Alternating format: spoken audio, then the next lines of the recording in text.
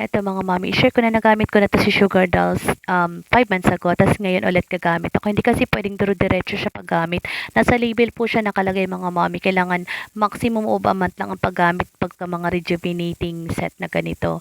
And then, i-share ko lang po yung mga rejuvenating natin, meron po siyang ingredients like kojic acid, lactic salicylic hydroquinone, tretinoin or retinoids. Actually 'pag nagsabay-sabay yung mga products na 'yan, meron talaga siya ng, irritating reaction. So, hindi kailangan po na isabay natin sa ibang produkto 'pag gumagamit tayo ng mga ganito. So, kailangan, one product at a time po tayo mga mommy, and then siyempre kailangan may patch test. So, hindi po lahat na gumagamit ng Rejuve set ay para sa kanila ang product na 'yan. So, hindi po para sa lahat kasi iba-iba yung skin type natin. So, iba-iba yung effect na binibigay sa skin natin. So, kailangan ma-check natin o malaman natin kung ano yung nararapat para sa skin natin, yung sakto o yung hiyang. So, 'pag hiyang kayo, okay siya. 'Pag hindi po, stop na po, discontinue na. Lalo na kapag nakita natin na meron siya ng irritating reaction sa skin natin mga mommy, para hindi naman po masyado mabugbog.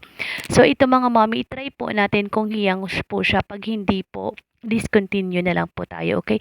Always read product literature and then shop moderately, shop responsibly mga mommy.